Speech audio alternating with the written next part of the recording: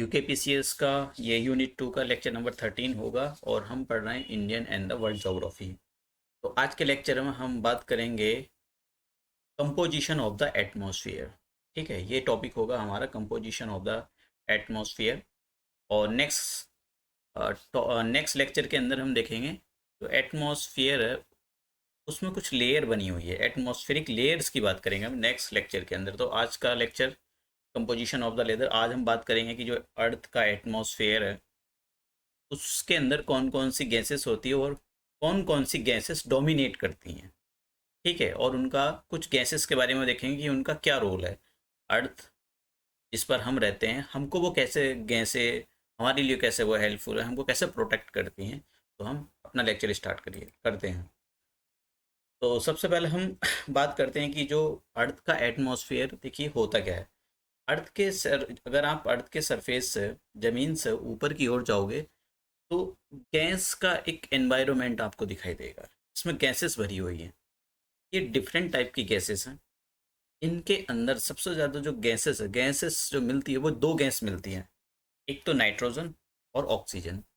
Nitrogen और oxygen ये दोनों गैस मिलकर 99% कंपोज करती हैं जितना भी हमारा एटमॉस्फेयर है उसका। मतलब एटमॉस्फेयर का 99% तो पार्ट नाइट्रोजन और ऑक्सीजन ही बनाती हैं। उसके बाद ऑक्सीजन के बारे में अगर हम बात करें कि ऑक्सीजन का क्या यूज है और कार्बन डाइऑक्साइड का, देखिए सबको पता है कि without the oxygen human can not the survive. Human survive ही नहीं कर सकता है।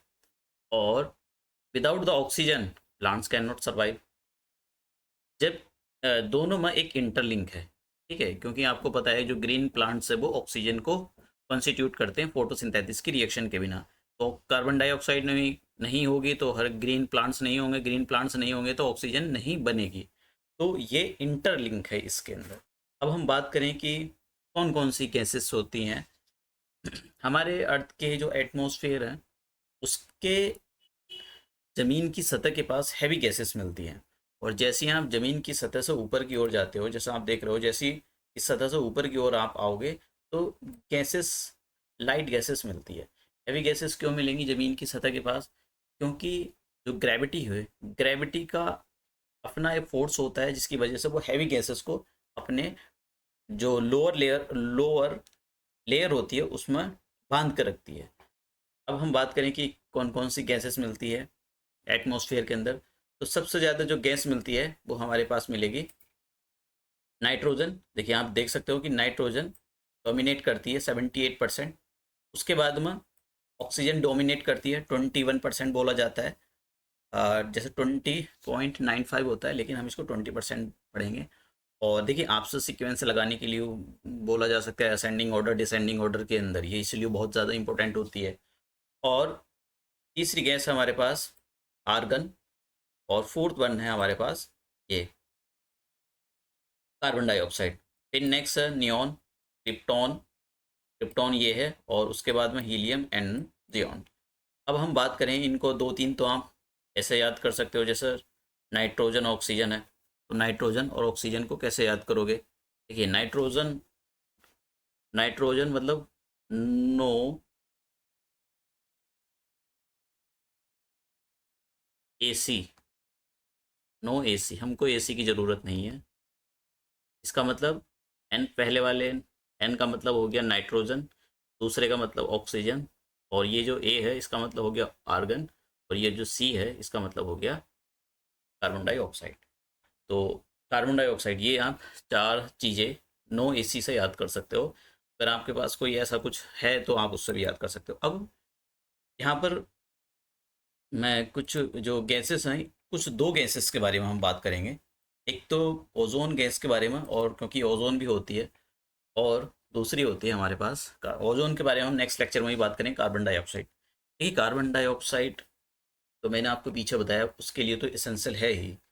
और ये जो कार्बन डाइऑक्साइड होती है, ये जो हमारा अर्थ है, अर्थ का जो एनवायरनमेंट है उस पर जो गर्मी होती है उसके लिए भी रेस्पॉन्सिबल है। मतलब उसको वार्म करने के लिए भी कार्बन डाइऑक्साइड रेस्पॉन्सिबल होती है।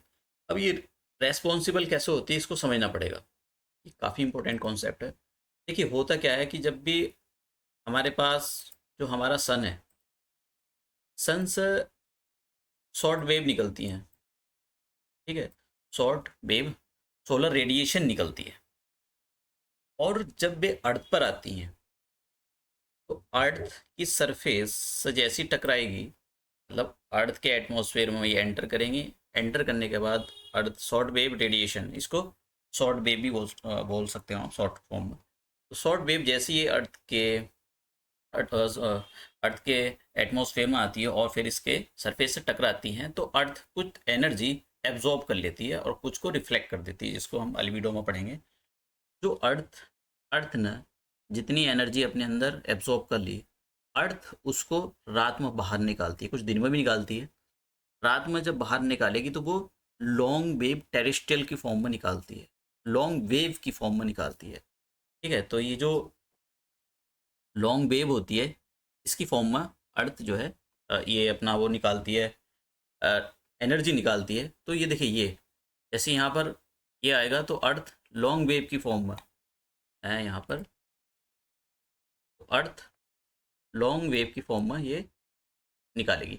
और यहाँ पर चारों तरफ अर्थ के है गैस का कंपोजिशन। तो ये कार्बन डाइऑक्साइड जो गैस होती है यहाँ पर भरी हुई है, तो ये क्या काम करती है, इसको लॉन्ग वेव रेडिएशन को फिर से वापसी भेज देगी अर्थ पर, ये फिर से जाएगी ये। तो अगर मान लो कार्बन डाइऑक्साइड की क्वांटिटी ज़्यादा ना हो अर्थ के एटमॉस्फेयर में, तब तो ये बढ़िया है, बढ़िया एकदम बल्ले बल्ले है। लेकिन प्रॉब्लम ये हो रही है कि कार्बन डाइऑक्साइड है उसकी परसेंटेज बढ़ती जा रही है, जिसकी वजह से ये ज़्यादा रिफ्लेक्ट करती है। जो लॉन्ग वेव टेरेस्ट्रियल रेडिएशन होती है उसको एक्चुअली होना चाहिए कि अर्थ बाहर जब अपनी लॉन्ग वेव रेडिएशन निकालेंगे तो उसको कुछ तो रह जाना चाहिए अर्थ के एटमॉस्फेयर में, और कुछ को अर्थ का एटमॉस्फेयर पास कर निकल जाना चाहिए, लेकिन ऐसा हो नहीं रहा है।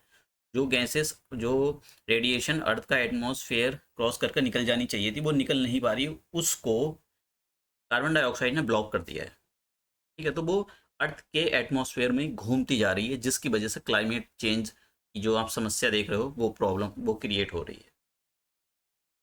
उसके बाद हमारे पास नेक्स्ट गैस है ओजोन गैस। तो ओजोन गैस जो होती है, देखिए ये हमारा अर्थ है और ये सरफेस है, तो कुछ तो गैस बिल्कुल सरफेस के पास में पाई जाती है, ओजोन लेयर, ठीक है। लेकिन ये जो सरफेस के पास ओजोन गैस मिलती है, तो ये हमारी अर्थ हो गई, अर्थ के जो सरफेस के पास आप मॉर्निंग में ये आपको मिल जाएगी। तो ये जो गैस होती है, this is the very harmful gas, क्योंकि ये हमारी बॉडी के अंदर जाती है और हमारी बॉडी के अंदर ब्लॉकेट का काम कर देती है। तो ये जो ह्यूमन है उसकी डेथ के लिए भी रेस्पॉन्सिबल है। अब अगर आप ऊपर जाओगे, हम कंपोजिशन में पढ़ेंगे लेयर्स ऑफ द एटमॉस्फेयर, तो वहाँ पर आपको ये गोजोन गैस मिलेगी, यहाँ पर ओजोन गैस मिलेगी। तो इसका वहाँ पर क्या काम होता है, इसका काम ये होता है कि जो अर्थ से सॉरी जो सन है, सन से जो रेडिएशन, हार्मफुल रेडिएशन आती है, उनको वापसी भेज देती है, जिनको हम अल्ट्रा वायलेट रे बोलते हैं। तो अल्ट्रा वायलेट रे को ये रिफ्लेक्ट कर देती हैं वापसी। जैसे सन से रेडिएशन आई, उसके अंदर हार्मफुल रेडिएशन होती है जिनका नाम होता है अल्ट्रा वायलेट। अल्ट्रा वायलेट रे को ये कार्बन, ये जो ओजोन लेयर होती है, ये बाहर ही रिफ्लेक्ट कर देती है, वो अर्थ पर आ ही नहीं पाती, उसकी बहुत ही थोड़ी सी क्वांटिटी ही आ पाती है। तो ये काम होता है हमारे पास ओजोन लेयर का, ठीक है। तो ओजोन लेयर हार्मफुल है अगर अर्थ के बॉटम में पाई जाती है, तो जो सरफेस, जो अर्थ का एटमॉस्फेयर है उसके बॉटम में नीचे पाई जाती है। लेकिन अगर अपर एयर में, अपर सरफेस में पाई जाती है, तब तो ये वेरी गुड है। तो नेक्स्ट लेक्चर में हम देखेंगे ये नेक्स्ट लेक्चर जो एटमॉस्फेरिक लेयर्स होती हैं उनके बारे में हम पढ़ेंगे। तो आज का लेक्चर यहीं समाप्त करते हैं। Thank you.